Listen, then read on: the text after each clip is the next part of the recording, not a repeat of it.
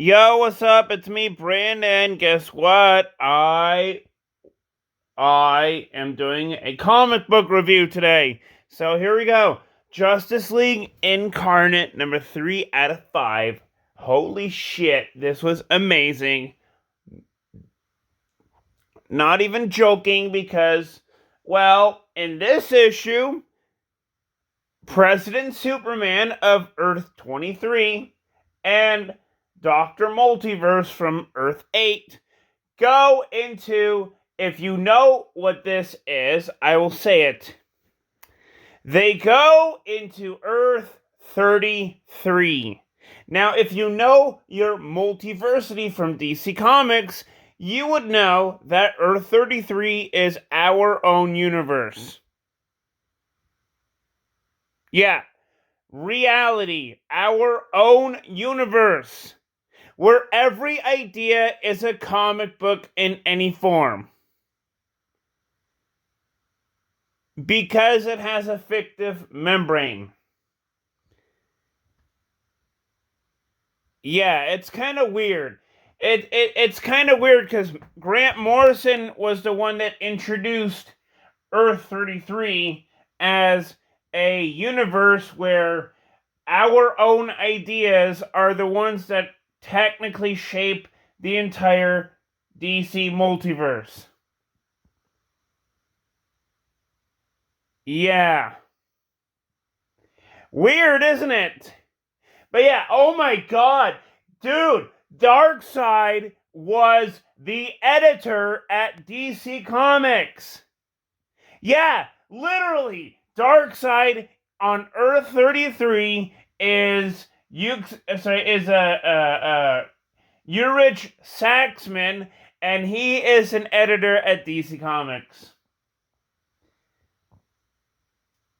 Boy, do I love this issue. I will give this issue a 10 out of 10. And in the beginning of this issue, Captain Carrot is on Earth 41. Now, Earth 41 is DC's equivalent to the Image Comics universe. Yeah. Where instead of Youngblood, it's Nimrod Squad. And, oh my god, I love it. Seriously, this is what DC needs to do. DC needs to have one comic book every week with all the multiverse shenanigans. Like, a weekly event where it's just one Earth. Like, one Earth, 1 week. Like, 52 weeks, 52 Earths. I want to see that happen, DC. Please. Please. Because I would buy it. You know, I would buy stuff like that. I would buy it like that. Because technically we already have Earth 1. We have Earth 2. We have Earth 3 in comic book forms. What about Earth 4, Earth 5, Earth 6, 7, 8, 9? What about those Earths? Oh, wait, they don't have a comic book except for Earth 6, which is technically Stan Lee's version of the DC Universe, and Earth 9 is technically Tangent Comics. Yeah, this is why I think that we, as comic book fans, need to have like a weekly event where it's just visiting all the 52 Earths. Like 1 week, 1 Earth, all 52 weeks. Come on! But yeah, this was a 10 out of 10 for me. Oh, Crush and Lobo. See, I couldn't decide who went to go, who goes first, because these two are both amazing. Seriously, dude, oh my god, the last comic book event was, well, technically that one, but oh my god. Dude. If you are reading Crush and Lobo, you're gonna love all the Lobo stuff. That's exactly why I bought this 8-issue miniseries. I wanted to see Lobo doing some messed up Lobo shit. And guess what? I was not disappointed. Oh my god. Like, the last issue, this issue has Lobo punching a therapist robot. And, oh my god, it was funny as all hell. I mean, my god, this issue was fucking awesome. Why? Because Lobo punched, and I know I said this before, he punched a therapist robot. Guess what that robot did? It flung and broke the roof of the interrogation center that they were holding them, that the main antagonist was holding those two characters in. And oh my god. Dude, all of the alarms in that system, they were triggered. And it was awesome. Oh my god. Oh my god. And trust me, if you're a big fan of Crush, kind of like I am, you're not disappointed in it, because she also does ass kicking as well. And oh my god, so good.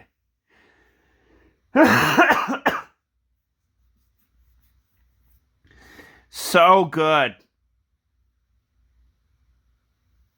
And it all leads up to a moment where they really wanted to fight each other.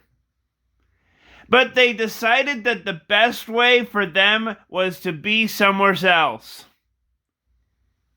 And I loved it. I loved every single minute of it. Because, oh my god, it was so good.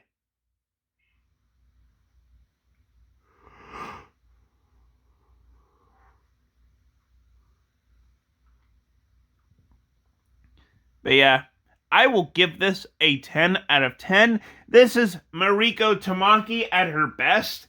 And I thank God that, it wasn't treated by some other SJW writer. Like, if this book would have been there earlier, it would have been with some other no-named SJW writer. But with Mariko Tamaki, it was okay. It was pretty pleasurable reading, and I really loved it. Plus, seeing Crush doing some ass-kicking stuff. Oh, God, it was awesome. And, well, Lobo. Come on! Seriously. I was not disappointed in this issue because of all of the Lobo shenanigans. Oh my god. 10 out of 10. Deathstroke Incorporated number 4. Wow, was this a really well done issue. I mean, oh my god. I loved every minute of it. It was kind of like one of those filler issues, but oh my god, it was great. Like, it was great.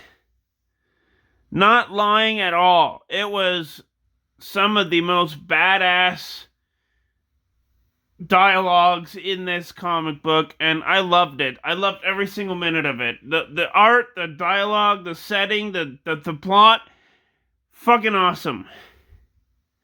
The only slight problem I have is that they refer to Libra as they, them, but in the comic book issue, it was her brother that was the original Libra. Yeah, that was the minor technical issue I had with this comic book.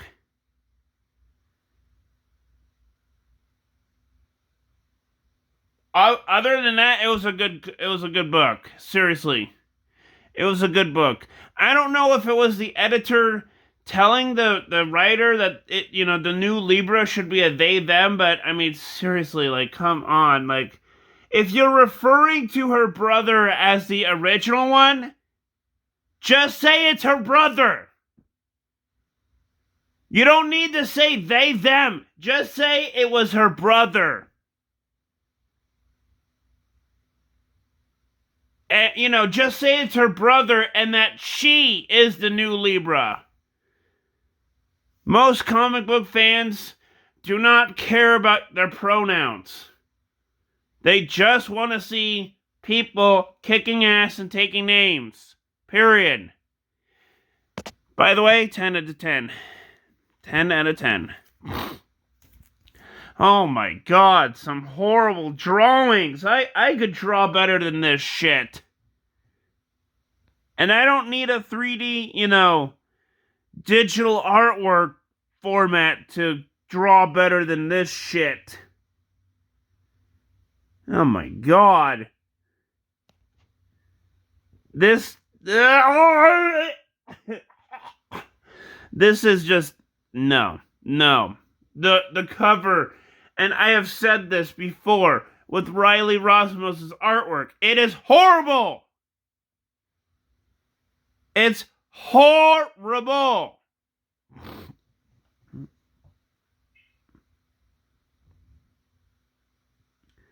It is just horrible.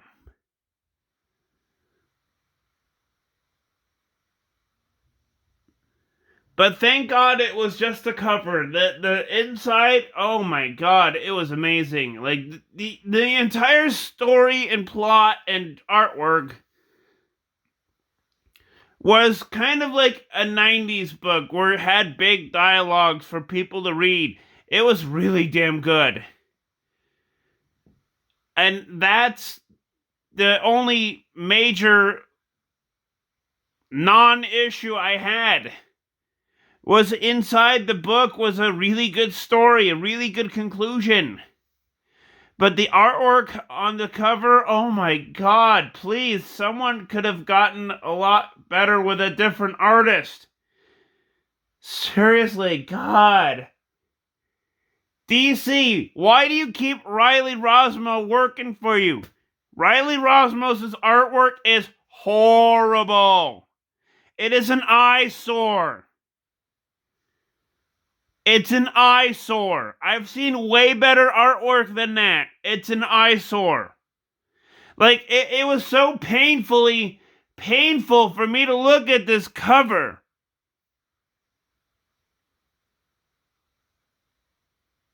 That's how horrible it was. And for that, I'm going to give it a 7 out of 10.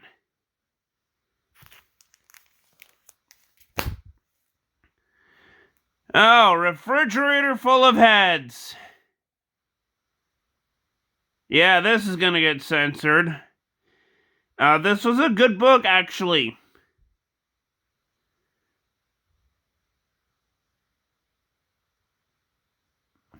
I love this book. This book was great. This book was fantastic. It was good. I loved every minute of it.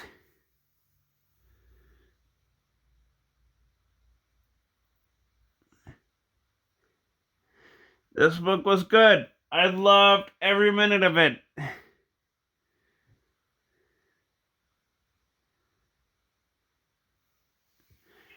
It was just as horror as it was. It was a good book. I freaking enjoyed it. Yeah. I love horror. I love books that are supposed to scare me. This is a good book. 10 out of 10. Batgirls, number 1. Now, this was a good book. It was a really good introduction, and I really loved the artwork. The artwork in this cover and inside was really damn good. I really liked the dialogue. I felt like the dialogue didn't lean on one person or the other. I felt like, as if it was a Totally Spies kind of thing. And I kind of loved it. And yes, I had to reference Totally Spies because, well, there's a new season coming up and la la la la la. But, I mean, this book kind of just has that feeling. It was a good book. It was a good book, and I'm excited for the next issue. So, yes, 10 out of 10. Oh, Batman versus the Abyss. This was a good book. I really loved the artwork. The artwork and dialogue were fantastic as all hell, and I'm excited to see the next issue. 10 out of 10. Robin, number 9. Yeah, 9. This was an okay book.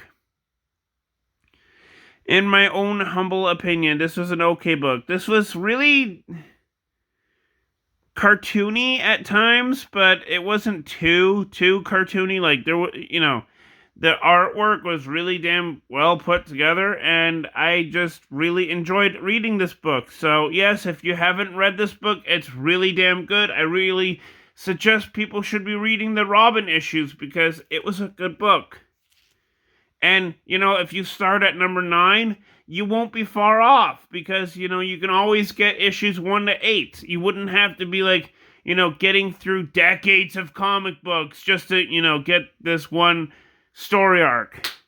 You could just read issues 1 to 8 and just be, caught up with it. And I loved it. So, yes, 10 out of 10. DC versus Vampires, number 3 out of 12. Wow, was this good. And wow, was this really good. Like, holy cow. Like, oh my god, I'm just surprised that they could actually pull off a good issue.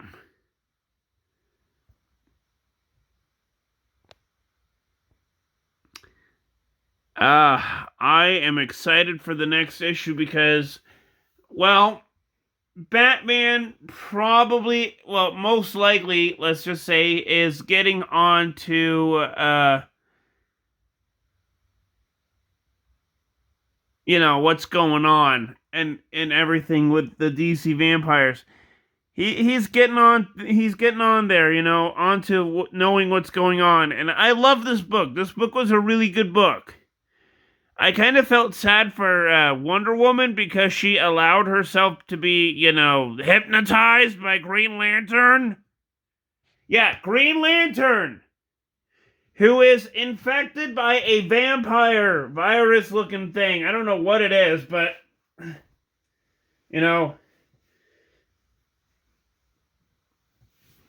I don't know what's going on with the Green Lantern in this issue. Kind of seemed like he was infected by some sort of vampire virus, and he hypnotized Wonder Woman so that, she could be bit on the neck. Wow.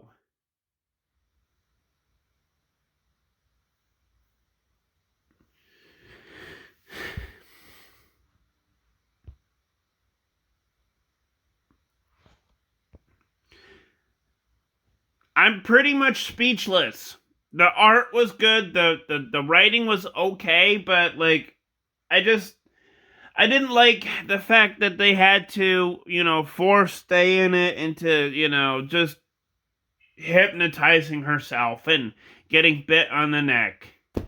Which was kind of a cheap cop-out, if you don't mind me saying that there, DC. It was a cheap cop-out. So I will give this a 7 out of 10. Just to be, on the nice side. Oh, God, yes. Superman 78, number 5 out of 6. Wow, was this good. And I mean, really damn well put together, because technically it was a concept by Richard Donner and everybody else that worked on the Man of Steel movies. Eventually, if, they wanted to keep going, they would have eventually brought Brainiac in. And technically, this comic book is, it's based on a plot from a future, Superman movie that, I'm pretty sure Richard Donner would have loved to do. Which, wow, was just amazing. I mean, seriously awesome.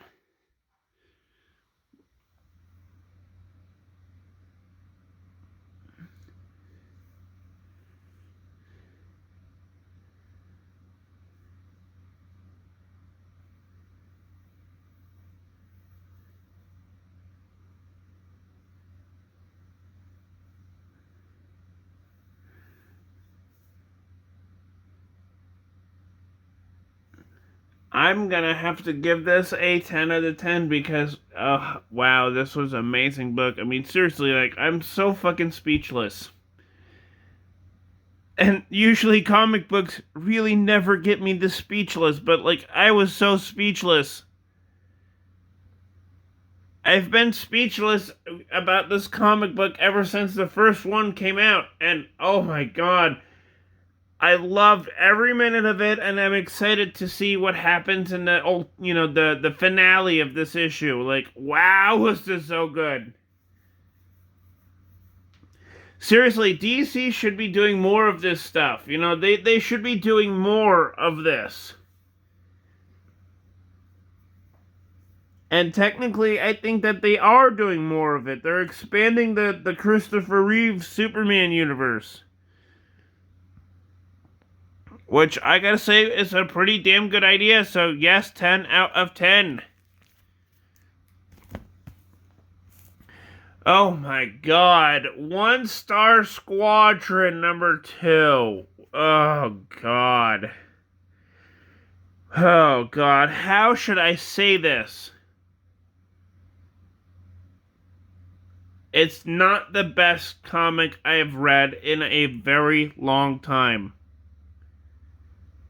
It's not the best. Because, oh my god.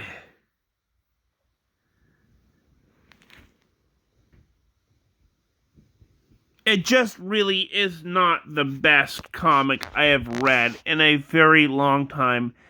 This was utter piss poor. And I don't know if this is going to last 6 issues the way it's going. I would be very surprised to see if it does.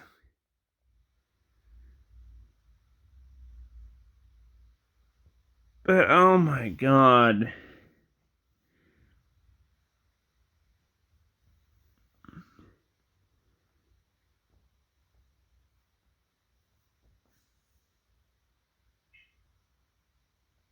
I don't know what else to say. I really don't want to be mean to the people that wrote this book and drew this book, but I just don't know what to say. I just don't know.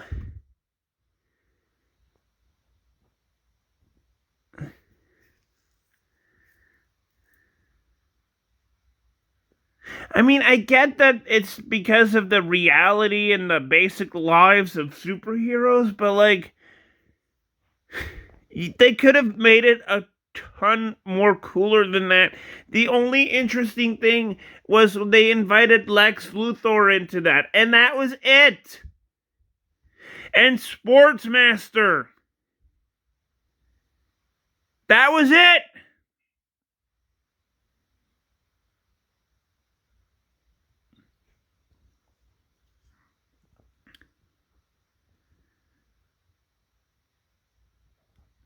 I kind of feel like this book is like the superhero version of The Office.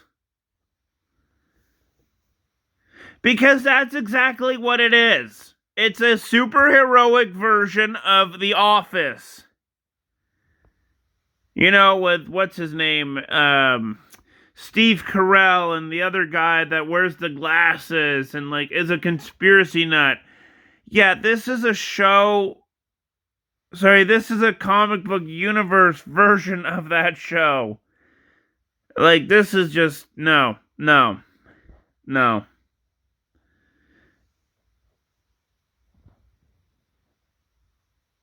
Oh, and the funny part was Minuteman, which is this one right here, actually took a drug called Miraclo, which is like the growth enhancement version of like, mutant X gene hormones, I guess you can say, if you're a Marvel fanatic. Yeah, Miraclo is like the DC version of that. Well, the funny thing is, Minuteman gets his ass kicked by little kids with like hammers and saws and other utensils with tools. Oh my god, that's the funny part that actually made me laugh was him getting his ass kicked and having broken bones and at least surviving like 45 seconds to a minute, with his superpowers because he wanted to show the kids that anybody could be Superman, including me. Uh, that actually made me laugh. That's how utter and poor and pathetic this comic book is, and I'm gonna give it a 2 out of 10 just so that I could be nice. Suicide Squad versus Earth's Mightiest Heroes of Earth 8. Yeah, this is the Suicide Squad right here. And this is Earth 8, aka the Ultimate Universe version of Marvel. Well, DC's version, actually. Yeah.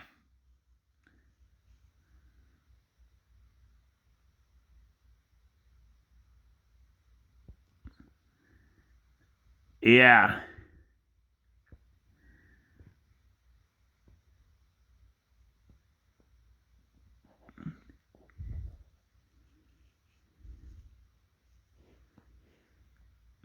This book was a very good book.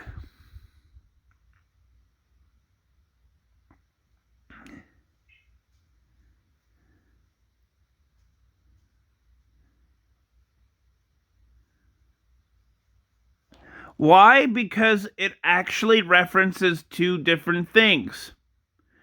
One, it actually references a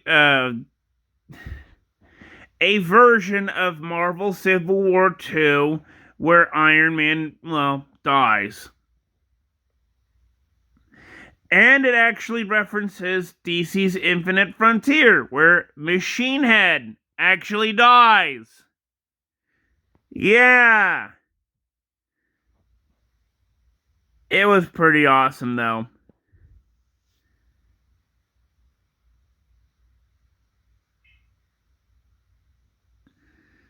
Ah.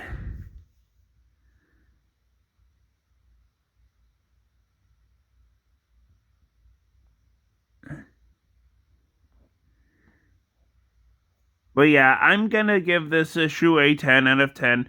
Plus, I mean, come on. Ambush Bug? Seriously? Ambush Bug. Yeah. More Ambush Bug, please.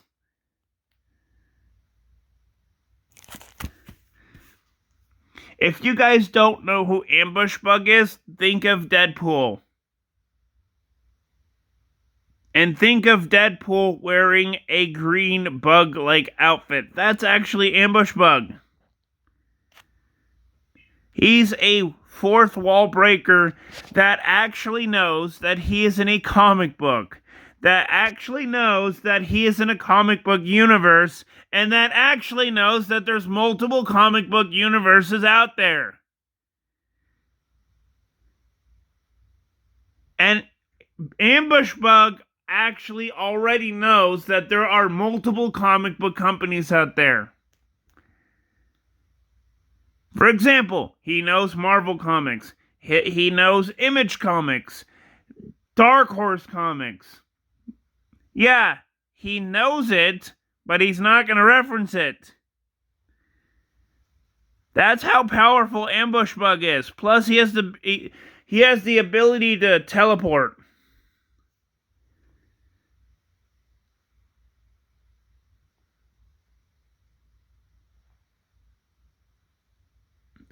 And oh my god, I'm gonna give this issue a 10 out of 10.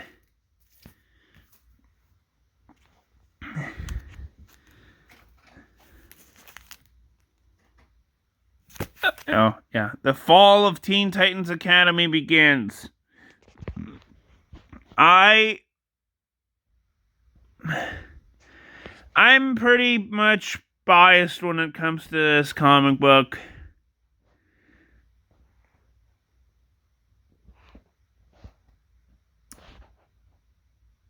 And yeah, I'm pretty much biased when it comes to this. I love it, but I don't like it.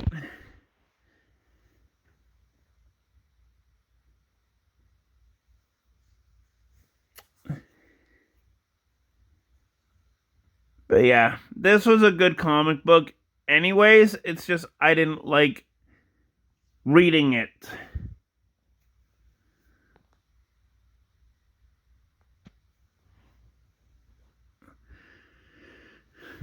I will give this a 7 out of 10.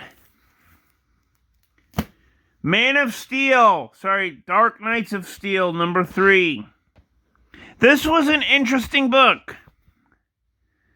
The art, the dialogue, the backstories, the scenes, right where, the characters are taking place in, was pretty damn good. And I'm definitely going to give this issue a 10 out of 10 because this was a good book and I'm enjoying it so far. Yeah.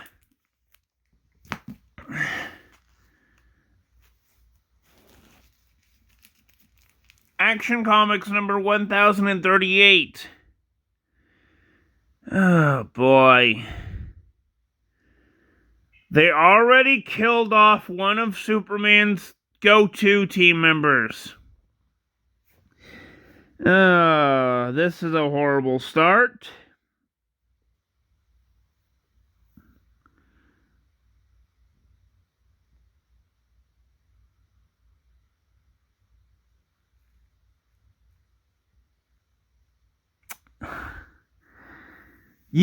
This comic book is not really doing so good when there's a person on Superman's team that's actually dead, right?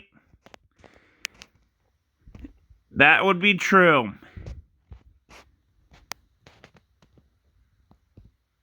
And yeah, it is not going well so far.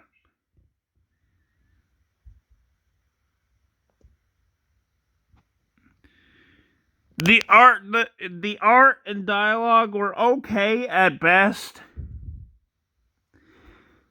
But that was about it. It was just okay. Like, I didn't really care about most of it happening. It was an okay issue, and that's about it for me. So I'm going to give this a 5 out of 10. Oh, not Ocean Master, but Aquaman, The Becoming. This was a good book. Not gonna lie, this was okay.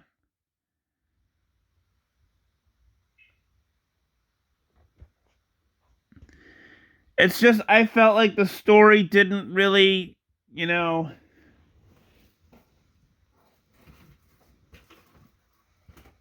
didn't really resonate with it,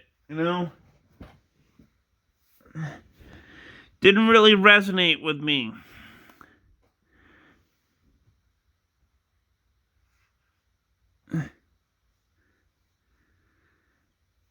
I didn't really like the issue here. This issue, I didn't really like it. It felt like too much dramatic family drama stuff that I just could not care less. I really, really want to see Aquaman kicking ass, taking some names, but nope, it was just family drama upon family drama upon family drama. And oh look, a secret origin with family drama, and oh my god, look, another secret origin. Yeah, that's kind of how it was with this book. And I just could not care because this was a good book in the beginning, but this issue kind of seemed like it really was kind of lacking on it. And I'm gonna go and give this issue a 6 out of 10. It's not bad, but, cut the family drama out, please. Harley Quinn, Eat, Bang, Kill Tour, number 4.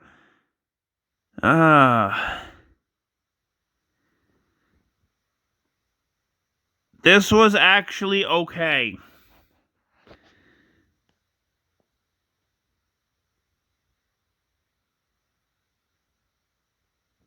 And it's just that. It's okay.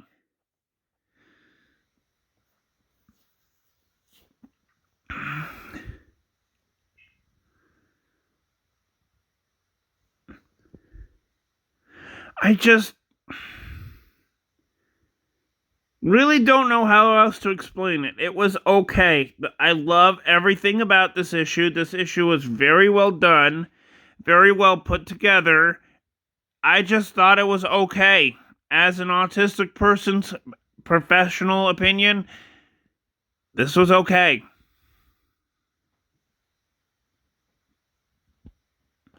Wow, look at that. Oh, I love this is really good. Like, I really love the tattoos that Vixen has right here. Kind of a nice little, touch. Because normally she doesn't really have any tattoos. And I love it. I love the little tattoos right there. It's the nice subtle little things that, you don't expect to see in a major comic book superhero. That makes them different, and I kind of like it. I'm going to give this a 6 out of 10. I really enjoy this issue, but it was an okay, kind of the middle of the road issue. And that's its main point. That's the main problem. It doesn't really excite me. It's okay. It's a good book, and it's there for me to laugh and enjoy for like 10 minutes, and that's about it. But yeah, I will correct myself and give this issue a 7 out of 10. Batman, Detective Comics, Fear State Aftermath, number 1040, 1046.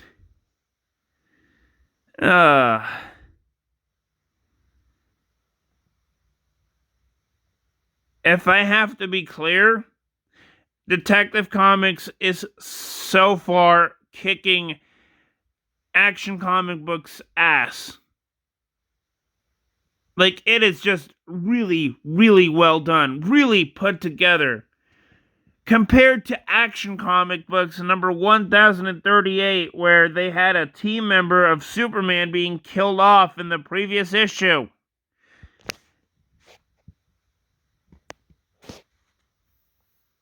And, you see this book here, and it's talking about, ways to, help people out. Ways to deal with the crime, corruption, ways to deal with greedy people when it comes to this or that, ways to defeat mental health, mental health in society and all that. I kind of love it. This book, actually, because it tackles the real issues that we are all facing. Crime and corruption, mental health, poverty, it tackles those types of issues really well done and put together. Wish I could say the same thing for Superman Action Comics, but, nope. I really can't really say the same thing about it. And for that reason, I'm going to give this a 10 out of 10, because this book is just kicking some ass and taking some names compared to Action Comics, which is, far likely running out of steam It seems like right nowadays. Yeah, 10 out of 10. Harley Quinn number 10. Yeah, this is the variant issue, and I really wanted to get this issue because, well, I mean, of course, Poison Ivy. I mean, come on! You can't argue with Poison Ivy being right on the frickin' cover. Seriously. You can't argue with that. And I also wanted to get it because it shows the fact that, artists are not afraid to draw, female bodies looking, like that. They're not afraid to, draw in the male gaze right here. They're not afraid to draw the male gaze. Wink, wink, punch, punch. Yeah, they're not afraid to do the same thing with Harley as well. And that's kind of why I love this artwork, the cover art.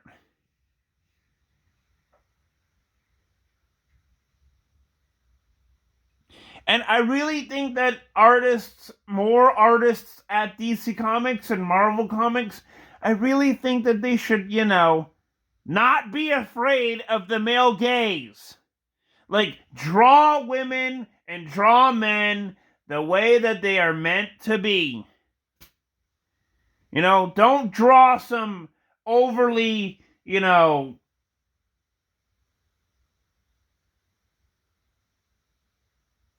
I don't even know how else to explain it. Like don't draw morbidly obese people in comics. And if you want to, that's fine. I'm not afraid of, diverse bodies and all that such. But, I'm just saying, I'm pointing out an example. Like, don't be afraid of drawing beautiful, sexy-looking men and women. And if you have to draw a person that's out of shape, fine. But don't put that as your cover. Because that's what's going to avoid the male gaze. That's where I'm pointing it towards. That's what I'm trying to tell people is if you're going to draw a comic book cover, just do it like this. Follow this example. It's not hard.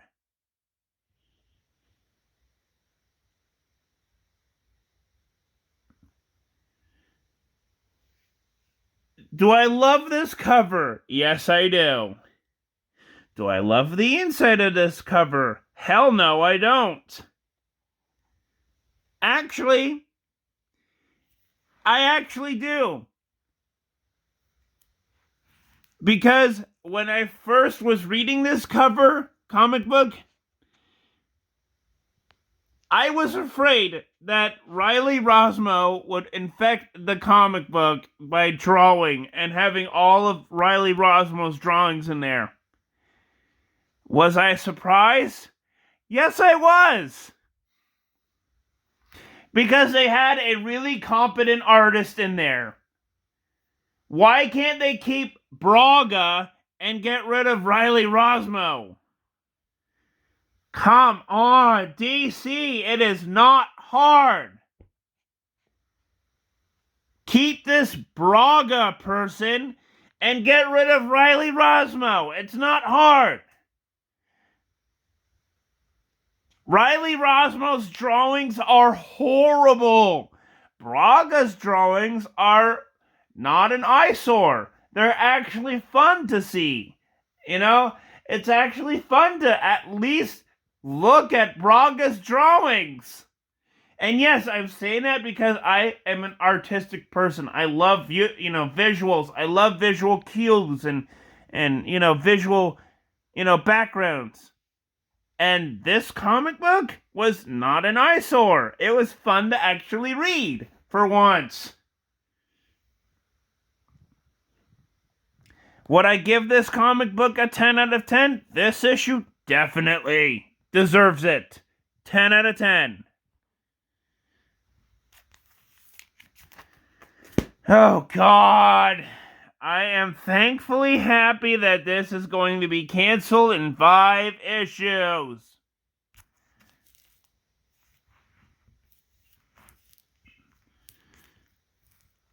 I'm thankfully happy that it's going to take 5 more issues of this getting to be canceled.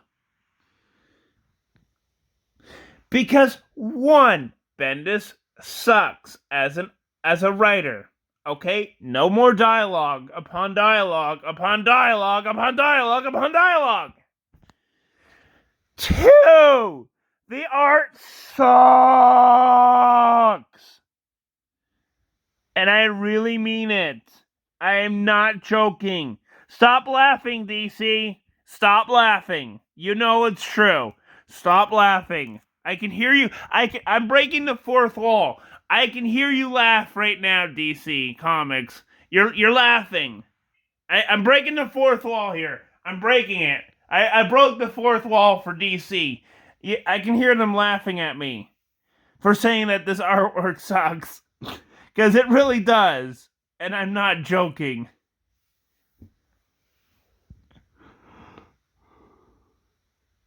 But this cover art, fantastic.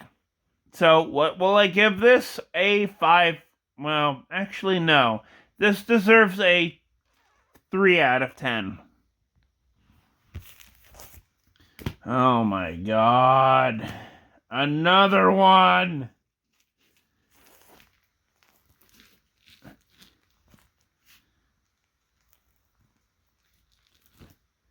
God.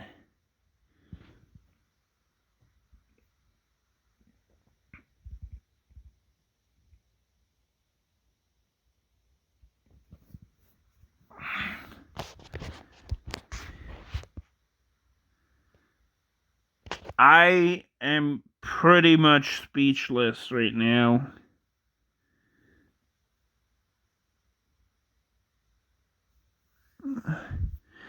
Why? Because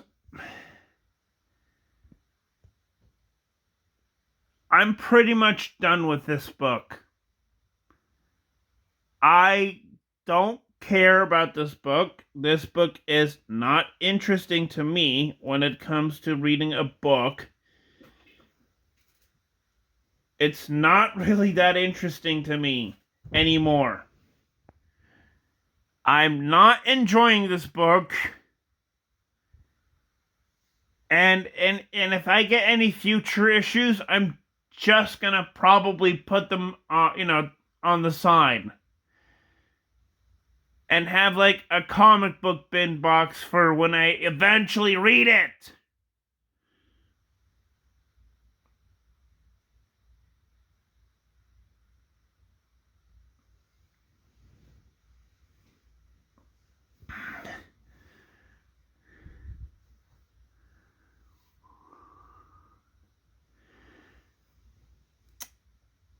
That's all I'm gonna say, because this is just not a fun book for me to read anymore. And it's sad because I really loved Jonathan Kent, but DC is pushing him to be this woke activist for social injustice warriors. And you know what? On that note, DC, screw you. I'm gonna give this a 1 out of 10. A 1 out of 10. So, yeah. This is my comic book review. Hit the notification. Hit the YouTube like. Hit the YouTube subscribe. Subscribe to this channel for new comic book and toy reviews. and, well, other life reviews that I may or may not have a chance to happen. And yeah, just click the like button, subscribe, and I will see you guys in the next vid. Peace.